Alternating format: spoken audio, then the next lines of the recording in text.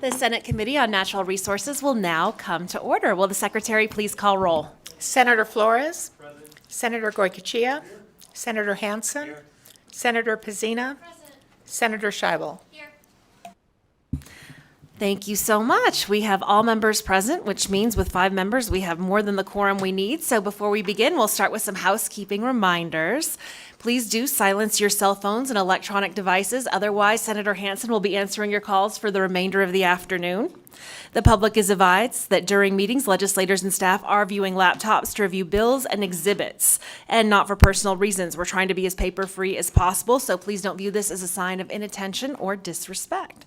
Please note that we require everyone to submit exhibits in an electronic format the day before the meeting, and we thank you all for submitting those. A few reminders about testifying before the committee or presenting before the committee. Please sign in at the table by the door.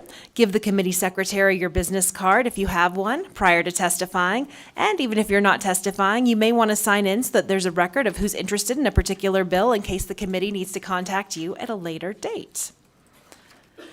If you have handouts for the committee, we ask that you provide at least 10 hard copies to the committee secretary for use by the public. And please note that we'll be taking public comment at the end of each meeting. We'll be limiting public comment to 2 minutes per person to ensure that everyone gets an opportunity to speak. Please feel free, however, to provide any additional comments in writing to the committee secretary so that they may be added to the record. Today, we're going to be hearing Bill AB 131 first, but before we start our presentation, I wanted to acknowledge a very special guest that we have today, who will be part of the presentations that we're getting from Great Basin National Park and the Great Basin National Park Foundation. Let's give a round of applause to a good friend of mine, former Senator Julia Ratty.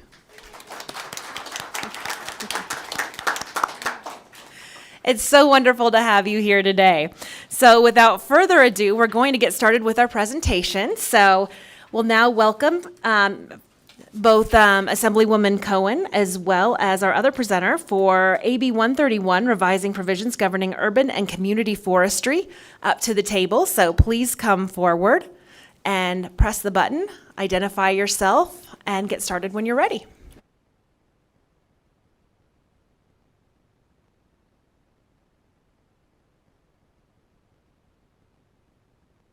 Thank you, Chair and Committee. Leslie Cohen, Assembly District 29. Thank you so much for hearing this bill.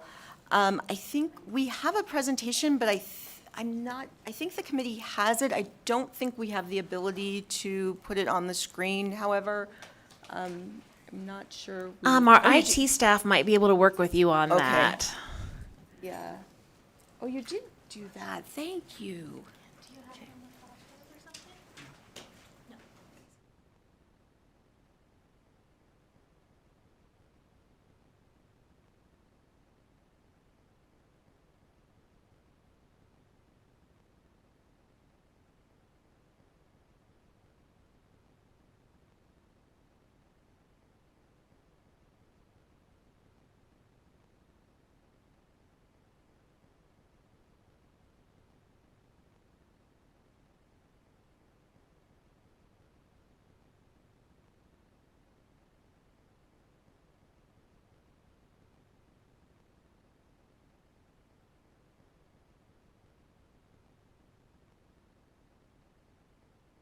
For those in our audience, please do notice that this presentation is also available on Nellis.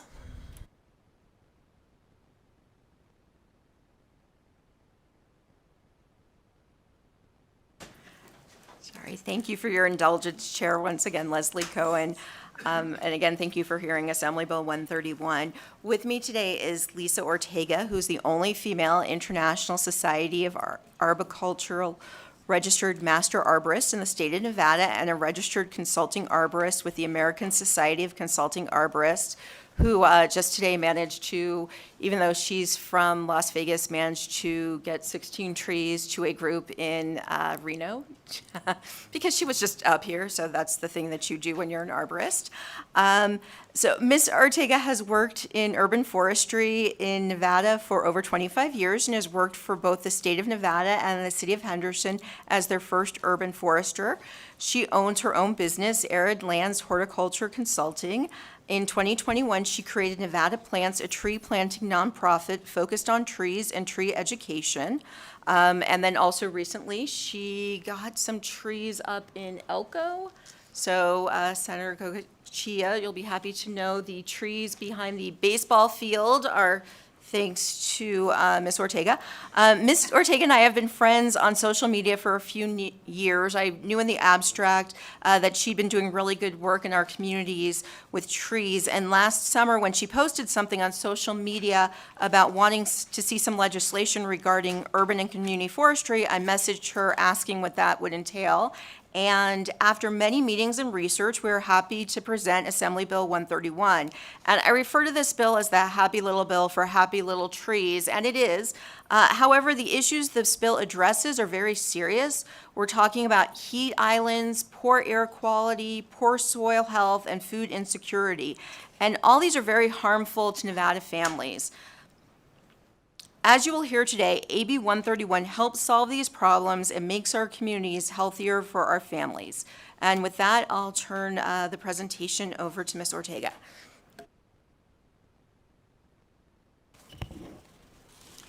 Thank you.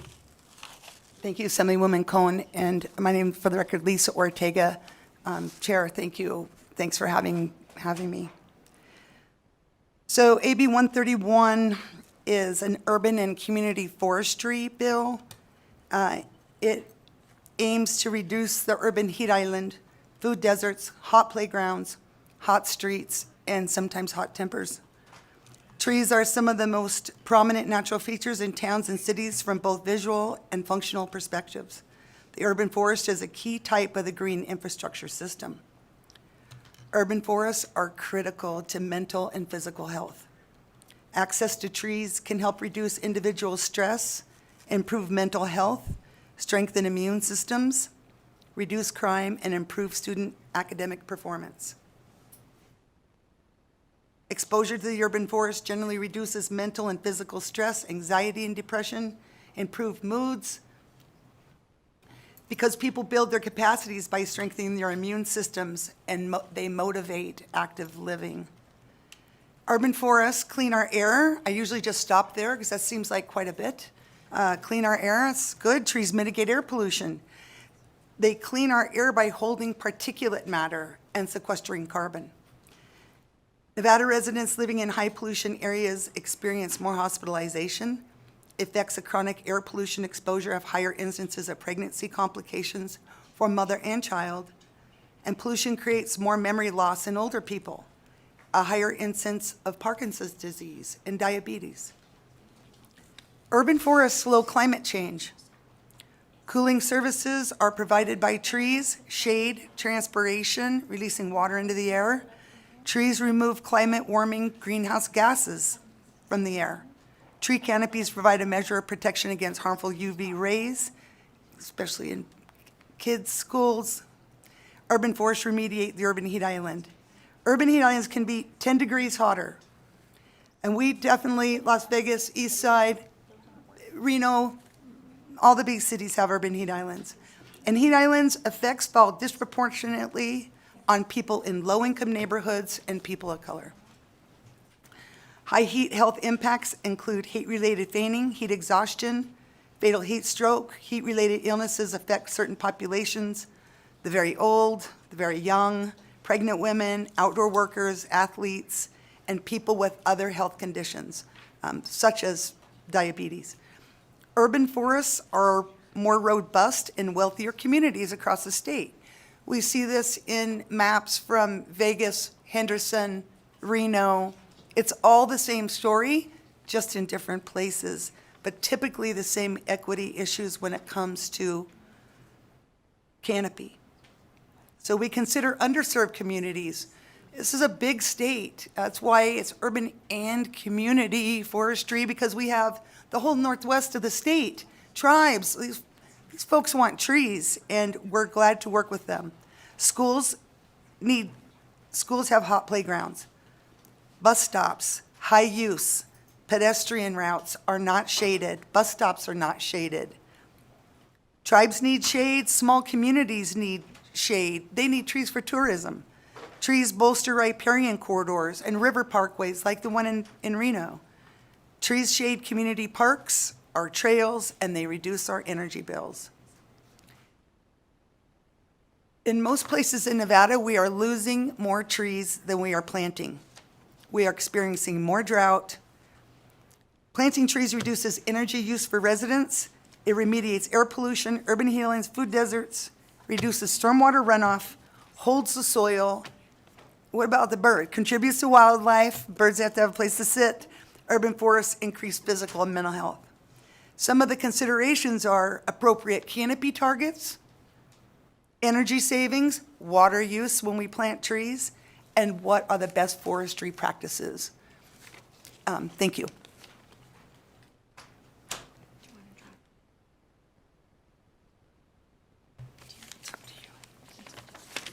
Thank you so much. Do you have any other presenters?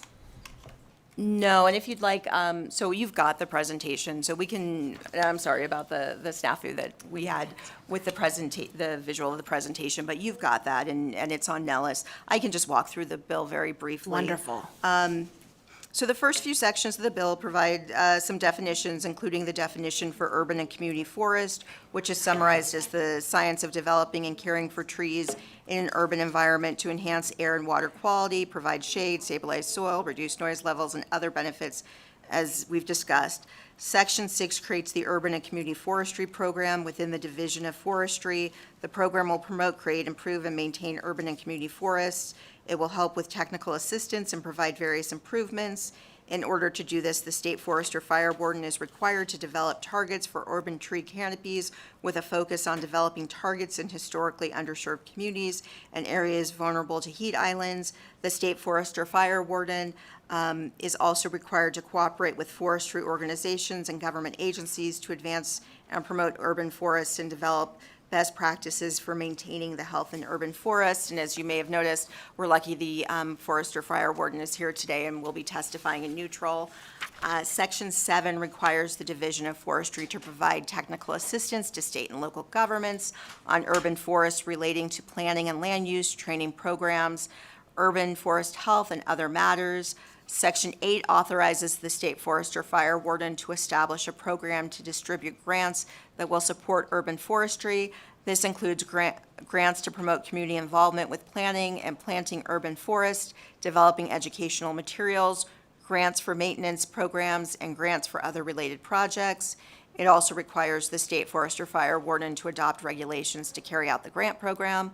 Section 9 allows for the State Forest or Fire Warden to enter into cooperative agreements to apply for and accept gifts, grants, services, and donations in furtherance of the Urban and Community Forestry Program, and to adopt regulations to carry out the act. And lastly, Section 10 provides that the bill is effective upon passage for purposes of performing preparatory administrative tasks and to adopt any regulations, and on January 1st, 2024 for all other purposes. So in conclusion, thank you for considering AB 131. There are many benefits of urban forests on everything from mitigating the detrimental impacts of urban heat islands and improving our air quality to the positive contributions that urban forests can make on mental health and on creating opportunities for social interaction. By creating green infrastructures in our communities, we can improve the lives of Nevadans all across the state. And we are ready for questions. All right, thank you so much. We'll get started with Senator Hansen, and thank you for the presentation. Thanks, Madam Chair. When I was growing up, all the parks in Rainwoods Parks had big, beautiful Fremont cottonwood trees. Unfortunately, they also take a lot of water. Vegas, Clark County in particular, has been doing all sorts of stuff to eliminate green strips and unnecessary, I forget the exact word. How are all the trees we're talking about just, we don't have to water them type trees that are designed for the desert? Or are we going to have some in areas where lots of kids, like my day, we had those big, beautiful Fremont cottonwood trees that everybody loved? And you picture a park in Nevada, and you go back in the 60s in my days as a kid, and we all played in Deer Park and had beautiful cottonwood trees in it. And so when you mention those kind of settings, that's pops into my mind. How do you reconcile the always increasing demand for water and also the need to expand the amount of trees in a community?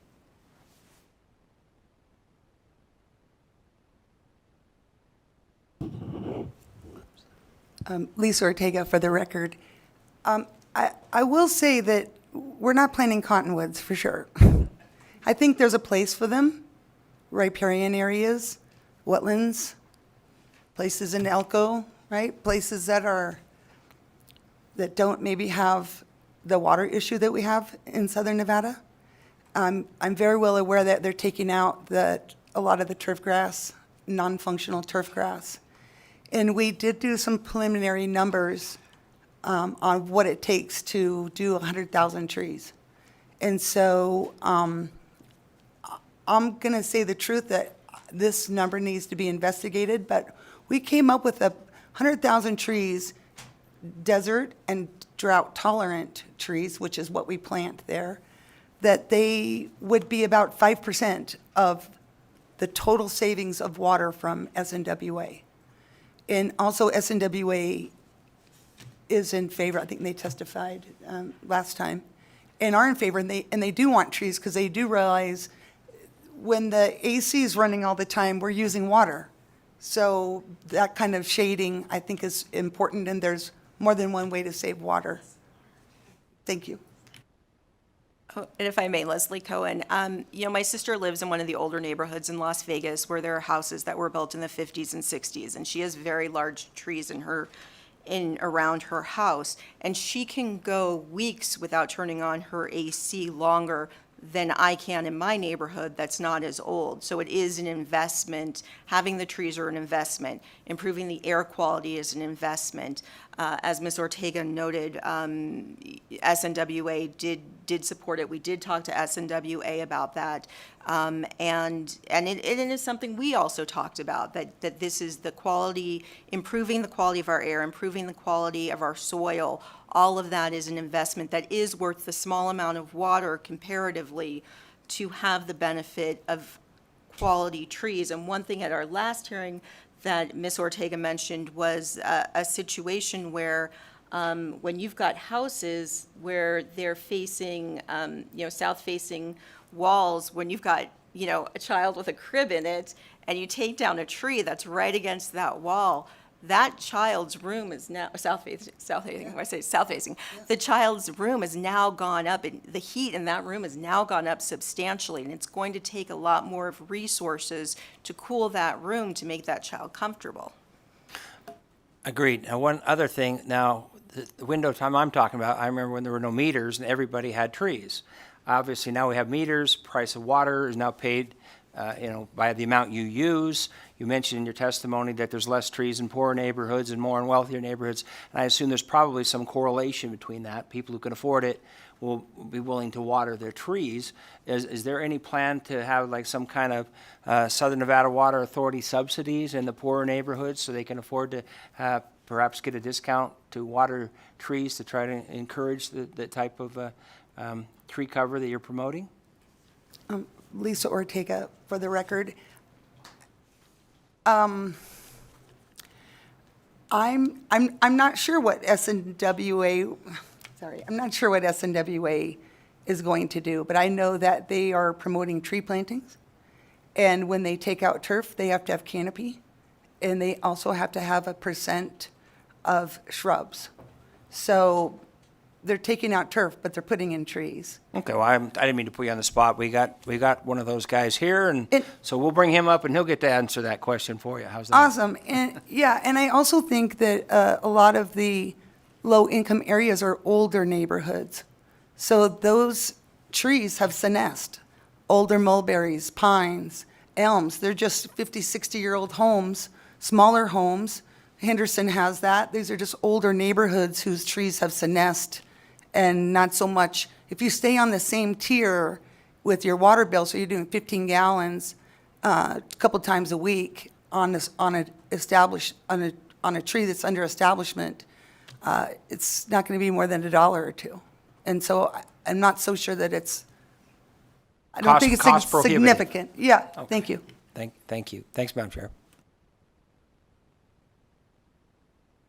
Okay, thank you so much. I had one more question, and then we'll have you step off the hot seat. When working with the Department of Conservation and Natural Resources on creating the Urban and Community Forestry Program, do you foresee them working closely with the Department of Outdoor Recreation? on tree plantings. They've been very active with just Lisa Ortega, for the record, a lot of people want to plant trees, and there's a lot of groups that are very active out bringing partners together. For instance, today I walked down, we ended up 16 fruit trees to Urban Roots in Reno, and those will be very well taken care of, and they'll be used for STEM curriculum for the kids. Those are great places to do trees. great. So to clarify, both programs would work hand in hand with the Department of Outdoor Recreation and then this newly created department. Lisa Ortega, for the record, I would think so. They work with community, nonprofit, community groups, federal land. I tried. No, but state land, county, city, they are willing, able, and do work with all those different land owners and holders. Great, thank you so much. If I don't see any further questions, so if you'd both like to take a step back, thank you so much, Assemblywoman and Ms. Ortega, and we will welcome those that would like to testify in support to the table. And SNWA, if you plan on going up either in support, opposition, or neutral, we'd love to have you expand on the answer to Senator Hansen's question at that time. Thank you. Nick Scone, City of Reno. Thank you, Chair Bezina and members of the committee. The City of Reno's urban forestry program is the oldest in the state of Nevada. The creation of this program at the state level will be incredibly helpful when we're thinking about targets and other kind of things when we're thinking about our urban tree canopy. This bill goes far enough to help us at that local level, and we're looking forward to working with the state on this program. Thank you very much. Good afternoon. For the record, my name is Cynthia Moore, CINTHIAMOORE, and I'm the Coalition Coordinator for the Nevada Environmental Justice Coalition. The NEJC is a coalition of 14 Nevada-based organizations formed in 2019, united to fight for environmental justice. We are here in support of AB 131, which stresses the need to plant more trees in the urban heat island. Las Vegas is the second fastest warming city in the country. However, some parts in the city are hotter than others due to the heat island effect. For those of us that live in the urban heat island, such as East Las Vegas, in the summer, our neighborhoods can experience heat up to 10 degrees higher than other parts of the city, such as Summerlin. A study by the organization American Forests found that neighborhoods of color have 33% less tree canopy than majority white neighborhoods. These neighborhoods also tend to have higher rate of poverty compared to white neighborhoods where the poverty level is less. AB 131 would help neighborhoods like East Las Vegas and the historical West Side get closer to achieve tree equity and would help mitigate the urban heat island effect. I urge you to please support AB 131. Chair Bezina and members of the committee, my name is Jane Amone, and I'm the External Affairs Director for the Nature Conservancy in Nevada. We support AB 131 to create an urban and community forestry program within the Division of Forestry. The proposed bill would strengthen the division's commitment to maintaining and improving urban forests. It would also prioritize tree canopy-related resources in historically underserved communities and areas that are most vulnerable to extreme heat. Recent studies, notably the RTC of Southern Nevada's Extreme Heat Vulnerability Analysis, found that populations in the Las Vegas Valley with the highest exposure to extreme heat are also the most sensitive and least able to adapt to its effects. Expanding tree canopy in these areas is a critical step toward alleviating the disproportionate burden that many communities are bearing at the era of a changing climate. As a nonprofit conservation organization working to conserve the lands and waters on which all life depends, the Nature Conservancy is partnering with the Division of Forestry to develop a tree canopy strategic planning baseline for the Las Vegas Valley. This baseline work will help guide a strategic approach to tree canopy research, planning, and project implementation in Southern Nevada, and it will address important questions about species types, water use, and ways to maximize co-benefits. We appreciate the opportunity to share our comments with you, and we appreciate your service on this committee. Thank you so much. Good afternoon, Chair and members of the committee. My name is Olivia Tanager. I'm the Environmental Justice Program Manager with the Progressive Leadership Alliance of Nevada, or PLAN, and I'm here in proud support of Assembly Bill 131. PLAN believes that everyone deserves to have shaded neighborhoods, clean and breathable air, and green spaces. We also recognize that not all communities and neighborhoods have equal or sufficient access to green spaces, and that's what this bill is seeking to address. Just this morning, I heard from some Las Vegas Paiute residents that their residential area in Las Vegas is directly adjacent to a crematorium, and that dust covers their cars every day. Trees would help mitigate dust suppression and prevent people from breathing in harmful particles. Trees on the east side, west side, and North Las Vegas neighborhoods are not only wanted, they're needed. Urban forests slow climate change, mitigate air pollution, and clean our air by holding particulates and sequestering CO2. The EPA estimates that every year American trees remove about 800 million tons of carbon dioxide from the atmosphere. That's enough to offset 12% of our climate pollution from burning fossil fuels. Planting more trees in suitable locations builds healthy forest solutions and is possible in urban areas. Urban forests are a great climate solution that delivers environmental, economic, social, and health services. Please support AB 131. Nevadans are depending on it. Thank you. Good afternoon, Chair Presina and members of the Committee on Natural Resources. For the record, my name is Leonardo Benavides, Government Affairs Manager for the City of North Las Vegas, here today in support of AB 131. Addressing urban heat islands is very important for underserved communities, and we are glad that AB 131 helps local municipalities address this, especially with potential grant programs as outlined in Section 8. We look forward to collaborating with the Urban and Community Forestry Program in order to provide more green spaces for the residents of the very diverse city of North Las Vegas. We want to thank Assemblywoman Cohen for bringing this important initiative forward, and we are very glad to support it today. Thank you. Chair Prezina and members of the committee, I'm Fauna Tomlinson. I'm a volunteer member for the Sierra Club's Nevada Legislative Committee.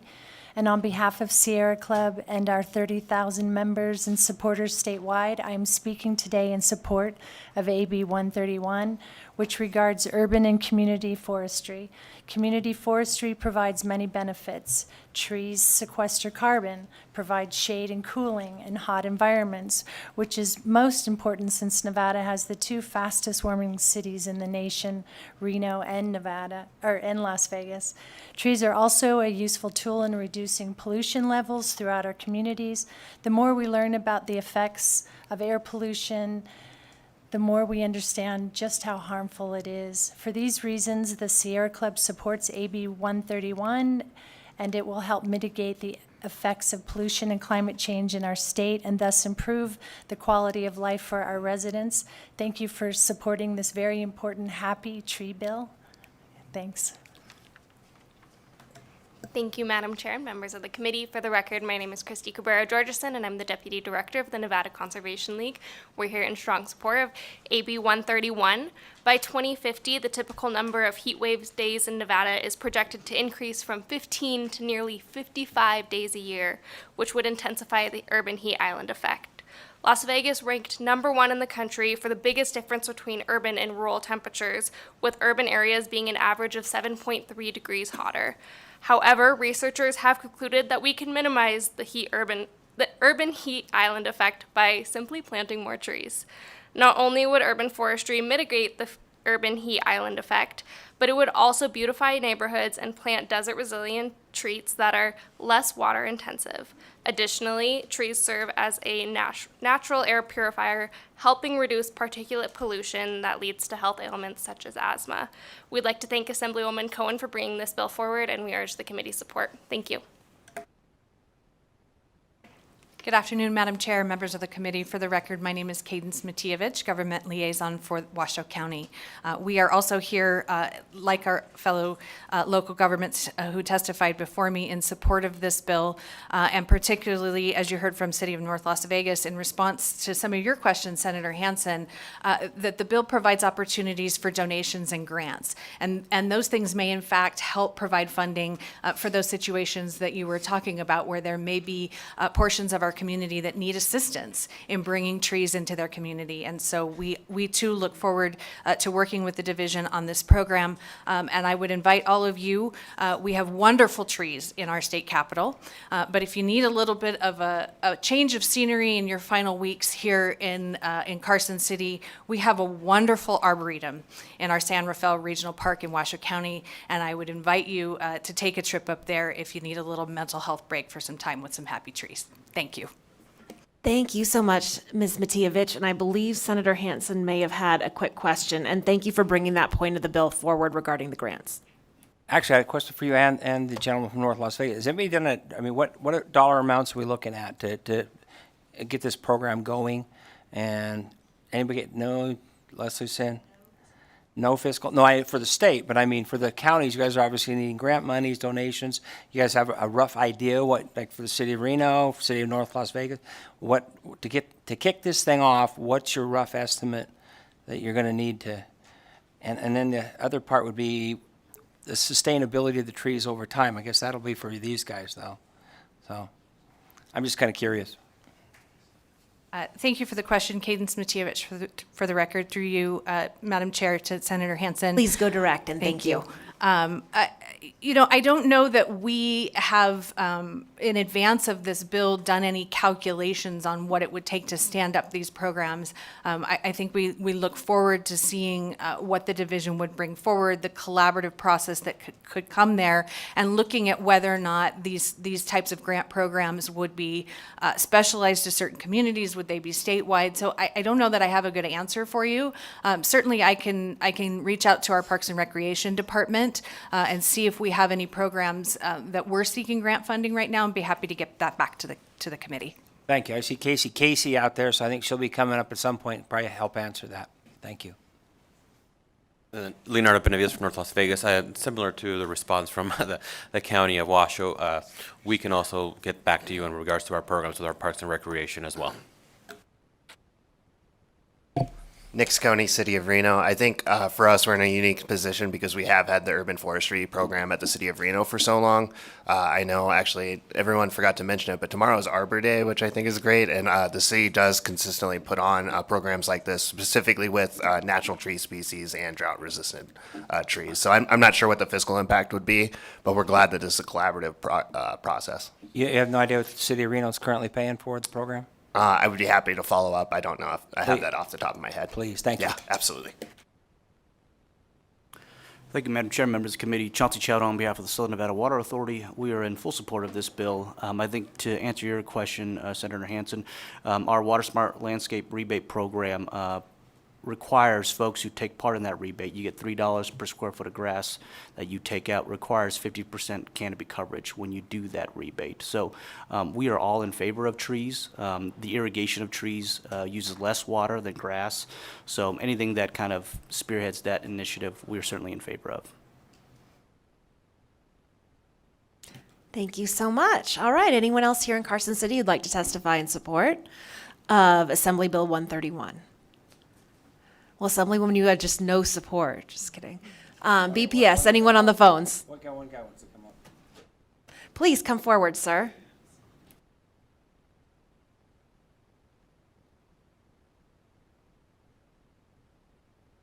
I haven't had time to sign in. My name is Mr. Denny French, D-E-N-I, French, F-R-E-N-C-H. Thank you very much, senators and committee. I'm just here in support. I'm a tree hugger. I've sort of been labeled out by a few people that would probably call me otherwise too, but that proper. Anyhow, thank you for your consideration.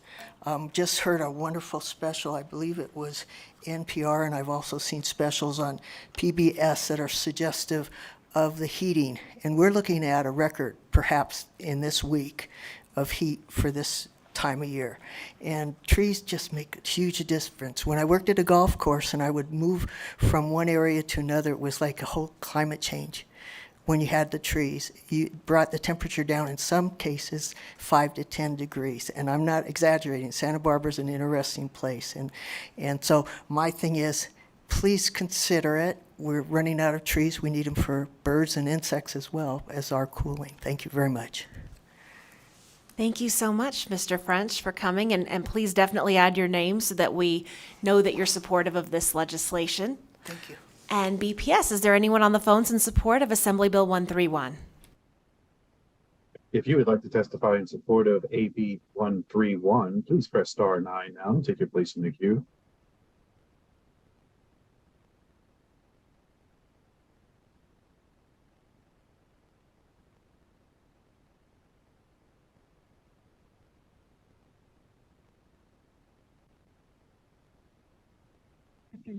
Dr. Joanne, Joanne Leovy, Leovy. I'm speaking on behalf of Nevada Clinicians for Climate Action. Having state support for municipal tree efforts will help maximize the health and health equity benefits of trees. In addition to all the wonderful benefits that have been mentioned on excess heat and air quality, studies show that trees reduce ultraviolet radiation, support the immune system, and improve social cohesion. People who live in neighborhoods with trees are more active outdoors and have an easier time maintaining a healthy weight. Nevada health professionals love trees because trees make our job easier. Thank you.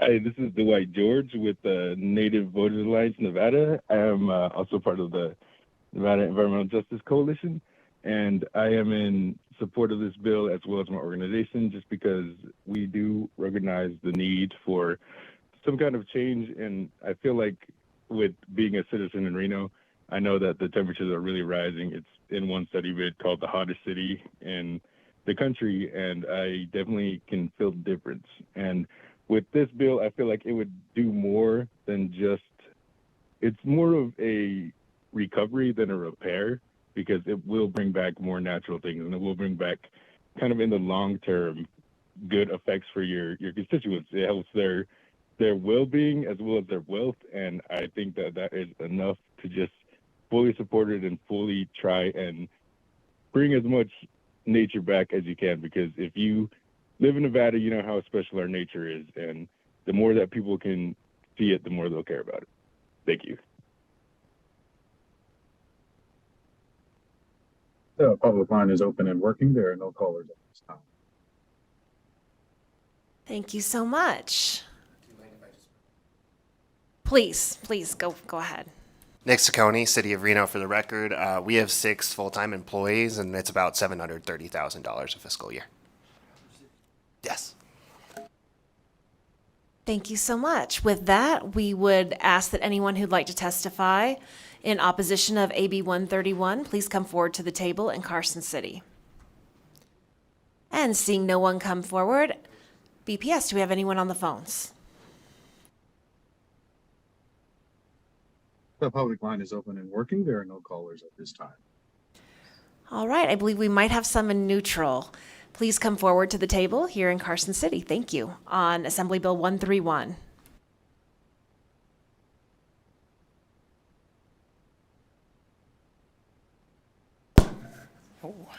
Hello. Thank you, Madam Chair, members of the committee. Casey, State Forester Fire Warden for the Nevada Division of Forestry. For the record, AB 131 codifies the division's urban and community forestry program. We currently have 1 FTE and 2 part-time positions managing this program now. We are one of the only entities coordinating multiple partners, stakeholders, including municipalities, education, academic institutions, nonprofit organizations, homeowners, to make sure that we are implementing these programs in our rural and urban areas and in our communities. We're trying to make sure that we're developing the best practices, teaching and using the best available science to ensure that these rural forests and trees are protected. Trees, as you heard earlier, I'm not going to go through all the benefits of the trees. For all those reasons, trees are critically important. But like children, it takes a village to raise them. It is unfortunately not easy to just plant a tree or water a tree. Trees do require water, at least in the first couple years for some. So it is important that we are bringing everyone together and educating everyone to make sure that when we plant these trees and we put that investment into the ground, that we're going to properly take care of it. It's not just water, but it's pruning. So it's imperative that somebody is coordinating the education of our tree care industry. We do that in multiple languages to make sure that we hit everyone who's working in the state. So this is part of the benefit of having this program within the state of Nevada. Currently, right now, our program is 100% funded by the federal government through the U.S. Forest Service. That is challenging at times because, as you know, you are held within the parameters of whatever the federal grant requirements are, which may not be to the best benefit of the state at times. So it's important for us to put this and codify this in statute. We did not put a fiscal note on this at this time, as the infrastructure law did create a large investment in the urban forestry program. The state of Nevada requested, kind of to answer an earlier question, we requested with our partners $8.7 million just for this year alone across the state of Nevada, both in Reno, Las Vegas, but in many of our rural locations as well, to make sure that we could get trees planted, canopies studied, a lot of different education activities out there. We were awarded $3 million, so a little less than we asked for in this first year, but we're still very excited to implement that. This will take us to 3 full-time positions within the division, still funded by the federal government. That's why we didn't ask for any funding from the state at this time to implement. And I would be happy to answer any questions. Thank you, Ms. Casey. Any questions? Senator Hansen. Thanks, Madam Chair. Okay, so you wanted 8.7, that was from federal grant monies? All that money you're talking about? Yes. Okay, and the feds gave you $3 million. If this thing kicks in, now City of Reno's spending $700,000, good program all handled locally. It sounds like you're almost going to become like a clearinghouse for all of the urban communities in the state. And you're going to fund that entirely through federal grants, but so far the federal guys didn't even give you half of what you needed. Sounds like we got a little bit of, I guess that's why the bill says may establish, not shall establish. Thank you for the question, Madam Chair, through you to Senator Hansen. Please go direct. Thank you. Yes, the program currently, it's more of a coordination. We could fund it through either state funds, grant funds, we could fund it through private donations, if this is passed. Currently, right now, we just take funding from the Forest Service through an urban forestry grant program. The real purpose of the state kind of coordinating this effort is ensuring that we're doing it the same across all of our cities and towns across the state, and making sure that when we put that investment in, we're investing in the long-term care for those trees and areas. So it is our goal to continue to work with the federal government and try to continue to bring funding in that way in support of the cities and the towns. But we would also like to look at other options for funding outside of just the Forest Service in this program. What we need you to figure out how to do is to take the pinyon juniper surplus that we have in the rural areas and put it into the urban areas, right? I mean, we could really kind of solve 2 problems with kill 2 birds with 1 stone, so to speak. I may not be working here if I can figure that out. No, just kidding. Thank you, Madam Chair. Thank you so much. And with that, we thank you so much. And you may step back from the table, and we'd love to have our bill sponsors share any closing thoughts if you'd like to. Otherwise, great. Wonderful. Well, we are going to close the testimony. Sir, we can take any comments to the written record later if you'd like to turn those into the committee secretary. You can, no worries, you can share it with the committee secretary, and she will take care of that. And it was lovely to meet you. Thank you. We'll close the testimony on AB 131. And we are going to start with our presentations. We have 2 presentations today, and the first will be by Great Basin National Park. And we would love to welcome our superintendent, who we may be taking photos with later. James Woolsey, welcome. Please have a seat and get started when you're ready. Thank you. And let us know if you need any audiovisual help. All right, am I sounding good? All right, so I am James Woolsey. I am the superintendent of Great Basin National Park. It's a pleasure to be here. And I think really our overall goal is to talk about Great Basin National Park and just ensure that you folks understand kind of what's out there. I came here, like you, I like to drive, and it was a 6-hour drive to get here. Most of our visitors come from Reno or farther in California, or Las Vegas, 5-hour drive, Salt Lake City, 4-hour drive. So it's really out in the middle of nowhere. And so I think it's incumbent upon us to make sure that all those folks in the state of Nevada understand what's the park in their backyard. So overall, what we're going to talk about a little bit is the overall, just give you an overview of Great Basin National Park, talk a little bit about the significance of the park. National parks are created because they have national significance in some areas, so we'll talk a little bit about that. A little bit about visitor services, so the people that are coming out to the park and visiting. And then I want to end by just talking about some major projects. I think one of the big things that I've been personally working on since I've been here, and I've been here 5 years, is redeveloping the infrastructure of the park. We're in an era, you were just talking about kind of federal money coming in. Right now, federal money is available, and I've really put a lot of effort into upgrading the facilities at the park. And frankly, we've had a lot of really good successes, so I was going to talk about that a little bit. National Park Service, there actually were national parks that predate what's called the National Park Service Organic Act. That was in 1916. That was a bill that created the National Park Service. The first national park actually goes back earlier. It's Yellowstone National Park in 1872. But the Organic Act talked about why we preserve things, and they say the purpose is to conserve the scenery and the natural and historic objects and the wildlife therein, and to provide for the enjoyment of the same in such manner and by such means as will leave them unimpaired for the enjoyment of future generations. So our job is to identify those things that are so special, then some of them are natural, some of them are historic, that should be saved forever, and then to invite the American people and people from all over the world to come enjoy them and help us preserve them forever. Great Basin National Park, the core of Great Basin actually was preserved earlier. That was Lehman Caves. It was made as Lehman Caves National Monument in 1922. We just celebrated the 100th anniversary of that part of the national park. And then in 1986, it was enlarged to 77,000 acres and upgraded to a national park status and called Great Basin National Park. What were they looking to do when they created Great Basin National Park? They wanted to preserve, and this is quotes from the authorizing act for Great Basin National Park. They wanted to preserve for the benefit, they wanted to establish Great Basin National Park to preserve for the benefit and inspiration of the people a representative sample of the Great Basin. And I don't know if you know this, but the Great Basin is a gigantic area. It includes almost all of Nevada, except for that little southern part, Clark County, right? Parts of California, almost the entire eastern part of Oregon, about half of western Utah. So it's really one of the largest ecological areas in the United States. And until 1986, there was no national park in this area.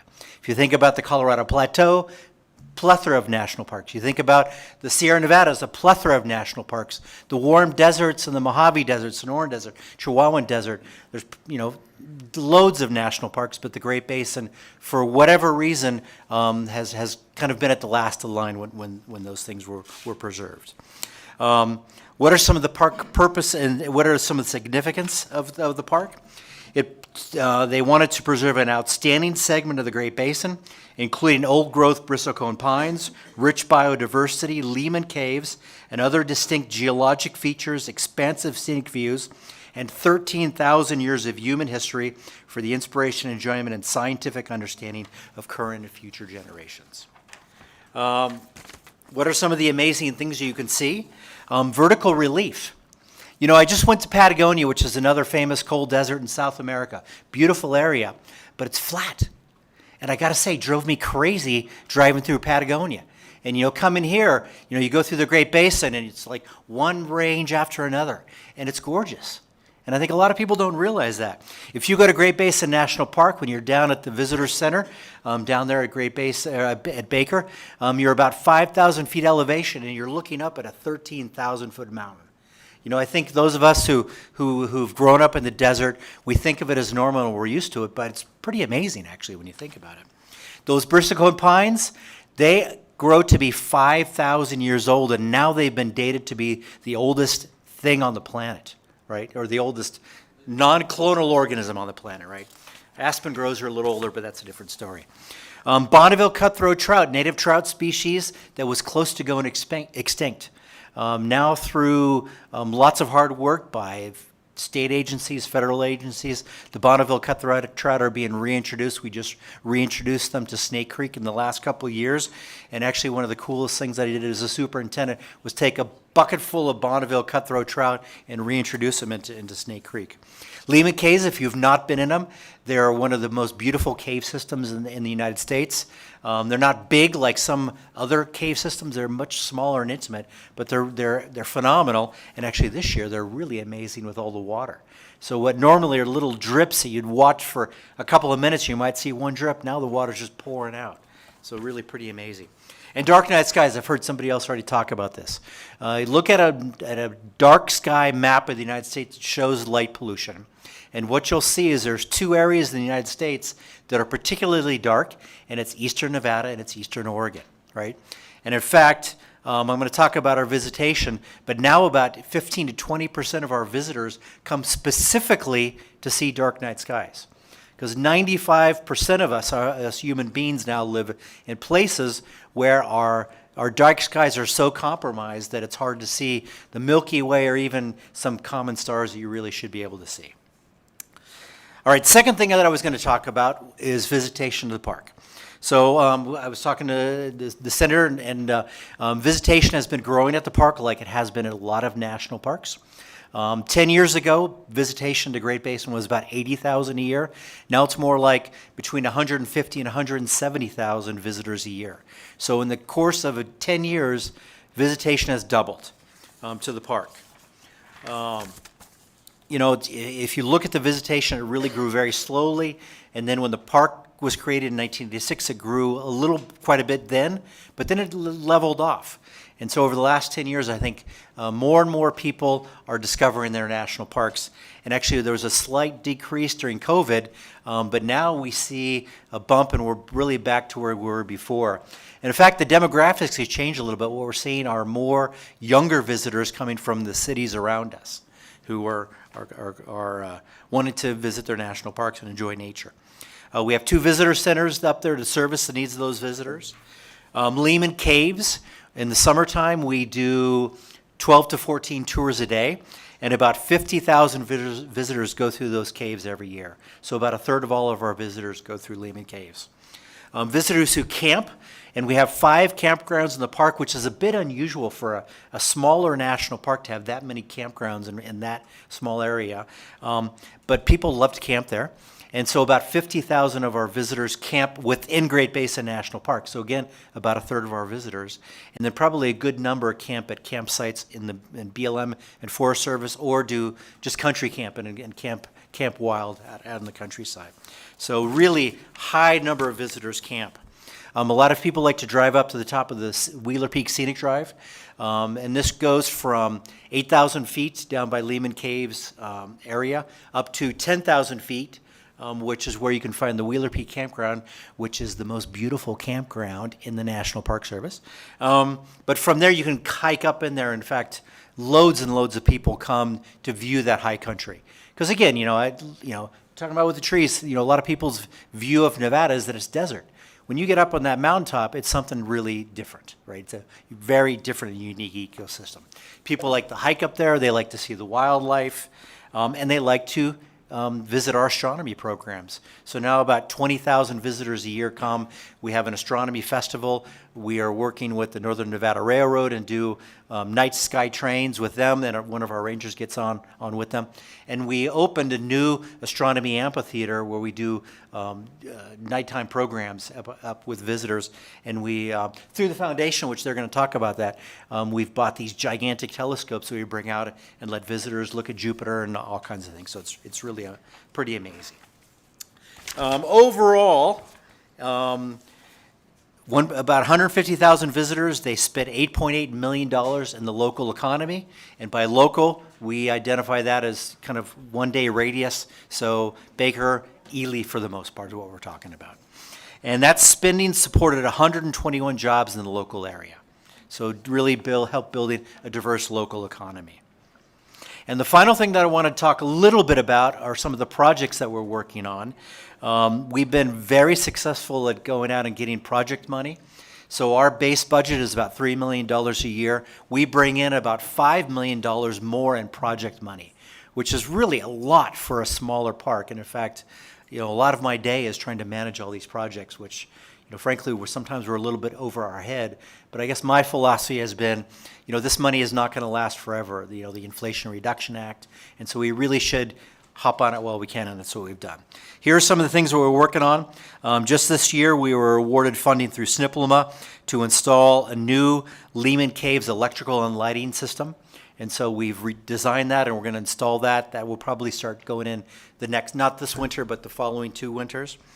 Through the Great American Outdoors Act, and Senator Cortez Masto was very helpful in getting this money, we're going to replace the water and wastewater system around the Lehman Caves area.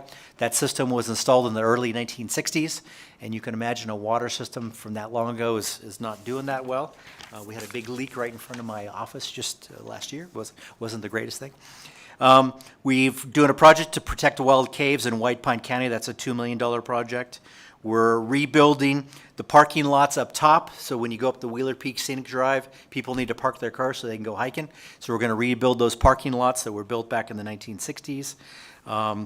Lower Lehman Campground, we've designed that project. We're going to go to construction this summer and next summer, and that'll be the last of our campgrounds that will be rebuilt and rehabilitated. So that's kind of a nice little accomplishment. We've just finished the restoration of the historic Wheeler Peak Campground, which that's one I mentioned that I think I love. So that one we treated it like a historic object, and we completely restored it. And there was this beautiful rock work that had really decayed, and we hired this old Paiute guy who was a historic stonemason, and he rebuilt them all, and just came out absolutely beautifully. In fact, he did such a good job that when we did the astronomy amphitheater, we hired him again to build all of our rock walls. So see if you can find the arrowhead built in to the rock wall. That's this guy's signature, so you can see it all over the place. I'm going to stop there with projects, but just the general story is I think we've been quite successful at making sure that Great Basin National Park, frankly, in my opinion, has some of the best infrastructure in the National Park Service by a lot of the work that we've done. So I think with that, I will end it. And I guess, I don't know if you guys are going to go, if we're going to do questions. Okay. Thank you so much, Superintendent. Do we have any questions from the committee on Great Basin? Comment, maybe. Would you like to make a comment, Senator Hansen? No, it's one of the real treasures of the state nowadays. I have to admit, back in 1986, I was one of the people opposed to national park for different reasons. Do you guys still have that beautiful silver poplar tree in the front there? It is still there, huh? Still there. It's So one of the it's- most beautiful trees in Nevada. It's really beautiful. It's the it's the what do they call that? It's the largest of its kind in the state. Oh, it is? Okay. I knew it was very And beautiful. actually, I'll invite you all to come to my office, and if you do, go find that tree, and then behind that's a window, and just knock on the window, and you'll get me. So. Now, Patagonia, too, just so you know, you didn't make it to the Seven Lakes area then, apparently. I did actually. Oh, that's a huge mountain. That looks like Lake Tahoe on steroids. But it's when you go to Patagonia, the desert part is really flat, right. and then behind it are the Andes, which Right. are its own thing. Yeah, I was going to say, when you said it's flat, it is partially, Okay, but boy, yeah. I'll tell you, there's Yeah. some mountains. Last question, the average elevation, I know Wheeler Peak obviously is 13,000 something. What's the lowest point in the park? Since Yeah, that's a good question, and that's one of the things that it's supposed to be a representative sample, but Right, actually that's there's what no I was basin in the wondering. park. Right. And so the lowest point would be kind of that area just below Lehman Caves, and that would be about 6,000 feet. Okay, so And then Baker below it gets down to like 5,300 or something. it takes in the high desert, because I always Yeah. wondered, there's no Greasewood Flats in that park. to There are speak no of. Greasewood Flats in the Right, park. Okay. So when they were first talking about creating the park, it was going to be bigger, and they were going to put a portion of it in, but that was one of the compromises that was made. Right. Oh, I remember those days. I'm getting old. Yes. Thanks, Madam Chair. Thank you for your presentation. Yeah, thanks. Thank you. Can we put your age on the record? I'm Just I'm kidding, 26. Senator Hansen. And just reverse those numbers, and I'm like, Thank you so much. Thank you so much, folks. Seeing no further questions, we'll close the presentation by Great Basin National Park, and we will welcome our presenters from the Great Basin National Park Foundation, including former Senator Julia Ratty, who we're excited to welcome back. Thank you so much. And thank you, Superintendent, for the presentation.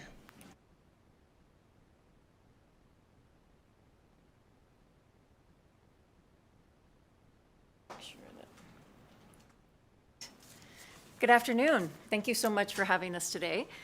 Good to be back to you. I'm going to, actually going to do some reading of my comments, which I know you all will think is a huge surprise because it's not usually how I would do things, but I want to make sure that I get this right to represent this wonderful organization. So my name is Julia Ratty. I'm here today as a board member of the Great Basin National Park Foundation, and I'd like to introduce Bridget Eastup, and she is the board president for the Great Basin National Park Foundation. And so most national parks, of course, have a friends group or a nonprofit group that supports the park. The national parks budgets can sometimes be slender. And we do have the amazing work that our park superintendent is doing and the wonderful benefit of SNPLMA, of course, to be able to do some of those projects. But the rules around those are sometimes often quite stringent and quite tight. And so the foundation steps in and does some of the other things that can't be done with those kinds of funding. Again, just a little bit about the park you already know, but it's nearby Baker. Baker has a population of 62. Our gateway community into the park is a quite small community. The park itself is quite remote. Ely's an hour away. The Utah border is close. We still have one-room schools in that area of the state. And the park is a major driver of tourism for White Pine County. You listen to the visitor numbers coming through. Some of the icons the superintendent talked about, I just want to hit again, the bristlecone pines, the oldest single living tree. There's nothing like hiking among those pines and giving yourself a little perspective about your place in the world when you're standing next to a tree that's 3,000 years old. Lehman Caves are a spectacular asset, and if you've never spent time in a cave, it's a fascinating experience, and they're booked solid. If you're going to go to the park, make sure you get that reservation in advance because they're also a wonderful, wonderful asset. The Lehman Caves were dedicated in 1922, and the foundation did help celebrate the annual or the 100-year anniversary just last year.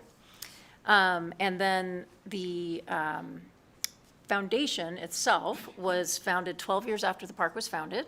It was established by Bonnie Bryan, Nevada's first lady, of course married to Senator Bryan. And Senator Bryan is still on the board of directors. He was one of the founding members of the foundation. We are the official nonprofit park, and our mission is to support the park, preserve, protect, make sure that we are doing everything we can to make sure that this asset remains for generations to come. Quite a few significant accomplishments. The foundation was instrumental in raising the money for the visitor center. So if you've ever come through Baker and you've been to that visitor center, the park foundation was instrumental in doing that. We've provided safety equipment for backcountry rescue.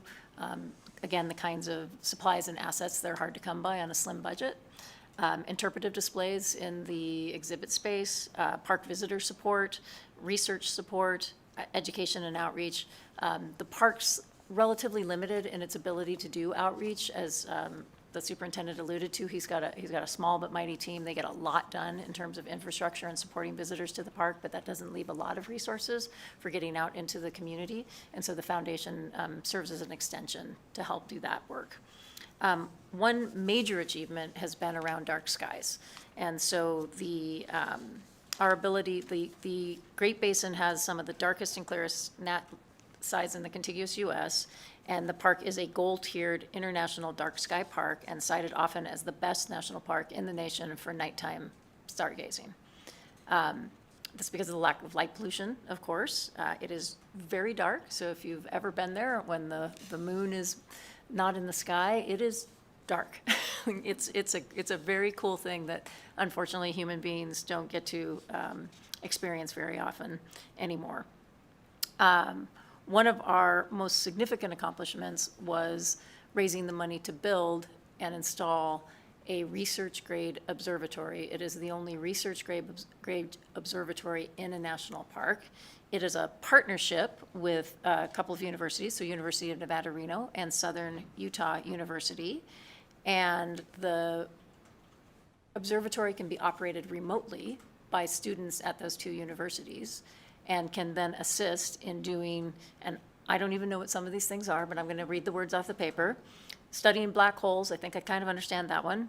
Double star systems, so whatever a double star system is, we're able to research it. And supernovae and more. So those programs have also been extended to high school students, and so we have some high school students who are getting incredible opportunities to do research with a research-grade observatory and be published in national literature. So The foundation, again, wraps around the park and does everything that we can to support the park. And I'm going to turn it over to our board chair to tell you a little bit more. Thank you, Chair Pizzini, for having us today. My name is Bridget Eastep. I'm glad to share some of the more particulars of what we've been able to do in partnership with the Great Basin National Park. One of the things about the national parks that Superintendent Woolsey brought up is that national parks are for everyone. And one of the pieces of work that we've really enjoyed is really digging into the diversity, equity, and inclusion by building partnerships within this.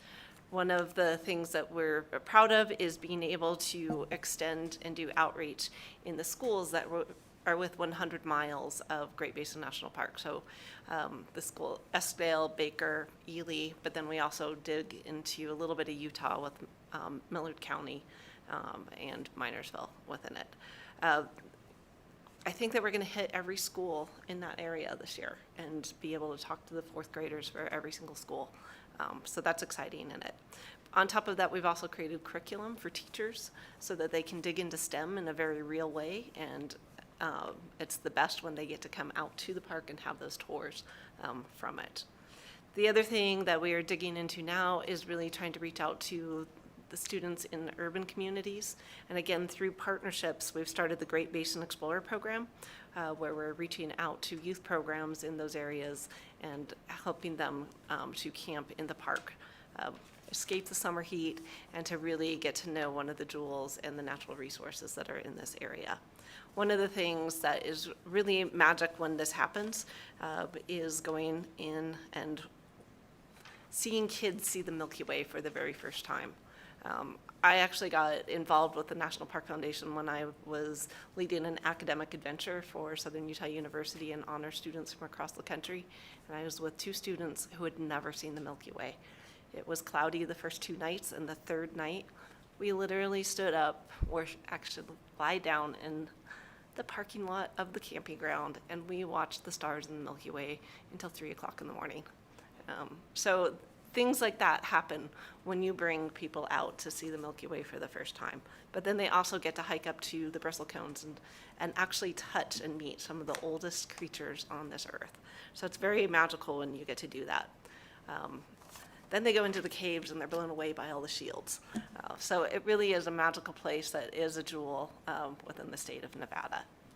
Other things that we've done through partnerships is working with the tribes to have family camps. So we've reached out to the Duckwater Shoshone, the Ely Shoshone, the Confederate tribes of the Ghost Tree Reservation. And it's been a joy to, again, host families that come with cousins and friends, and again, having that multi-generational experience is really powerful within it. So you have your elders talking about the old stories in the right seasons with the youth, and it really is, and giving them that time and that space to be able to do that. The other thing that the foundation has started is working with these tribes to co-create a storytelling repository of the local indigenous stories. And this is, again, was identified on that camping trip with some of the elders as we would really like to be able to tell our stories and have those stories in a repository within it. So what the Great Basin National Park Foundation is really able to do is to help out when visitation has increased, budgets have decreased. We're really able to do those special things that make that park reach out to all of Nevada and to be Nevada's, well, we say it's Nevada's national park because it really is the only national park that is fully in the state of Nevada. So it is a piece of pride there, and we really do try to, again, get Nevada folks to be there in person, but also to learn about it through the others. The things that we also are kind of working with the park with is to also be able to help them. And two of the biggest challenges that we have now is the internet and being able to get that broadband out to the park. This helps with visitation. Believe it or not, visitors these days really freak out if they get out of cell service. So which is entertaining to watch while you're sitting under that tree. But again, for the park staff and for visitors to have really good, reliable, fast internet is important. And then also helping the park, we are looking at ways to try to support them in expanding their park housing. One of the things that happens is there's jobs within Baker, there's jobs within the park, but there's no housing, and so people cannot come and live there and raise their kids there because of that.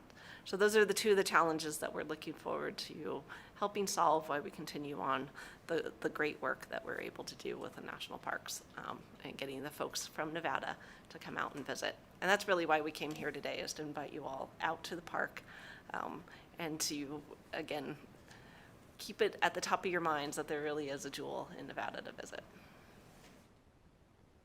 Again, Julia, ready for the record. We'll just close by inviting you and anyone who's listening to join us as a guardian of Great Basin National Park. You can go to the Great Basin National Park Foundation website and become one of the guardians and help to protect this state and national treasure. And then if any of the things that we talked about intrigue you, getting urban youth to the park, getting the tribes more involved, getting solutions for getting broadband to the park or getting housing, and you have ideas, we would love to sit down and talk with you. But mostly we just want to be a bright spot in your day-to-day and remind you of Great Basin National Park. Thank you so much for the time. Thank you so much. Do we have questions or comments? No question. I do have one quick question, though. No, Basque. You never guess, Might Senator be for Hansen. you. Basque tree carvings. Do you guys have any left in the park anymore? Yes, so in fact, if you go, Oh. oh, sorry. That's great. A lot of people don't know what that are, or what those are, so you might give them a quick background. You know, aspen trees, they can live for quite a long time. Superintendent, go ahead and give us your name for the I'm record. sorry. I'm James Woolsey, Superintendent of Great Basin National Park. So yes, the aspen tree groves, you can carve things in them, and a particularly good place to go is up Strawberry Creek. And there was a fire there in 2016, and so the lower portion burned. And actually, one thing about aspens is they need to burn periodically to rejuvenate themselves. So that, you know, but if you go further up in the watershed, there's some really old dendroglyphs, they're called. And so, and you'll see a lot of them in Spanish, and you can even find them in Basque.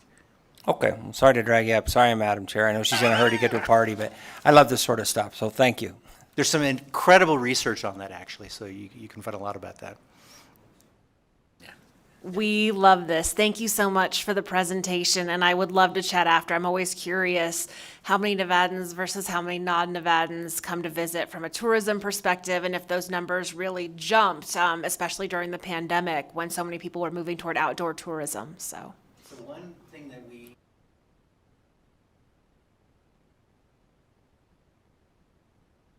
But we are about to do a study this summer, and so the Park Service has a group that they do a socioeconomic And study. Superintendent, I believe it's James Woolsey for the record. Thank you very much.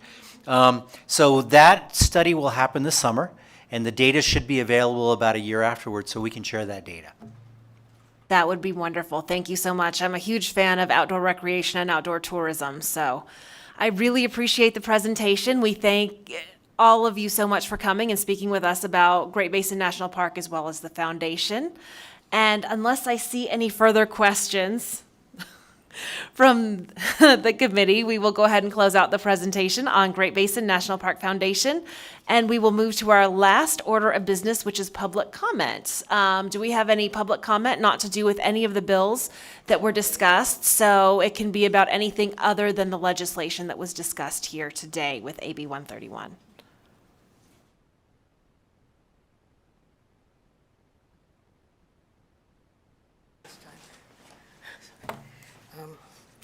Denny French, Carson City, Nevada. First off, thank you very much, Senator, and thank you very much, Board. I'd like to bring up the insect issue. We are definitely running out of insect species, and as Carson City is growing so much, I speak just from a general understanding of that growth, not just the folk state growth.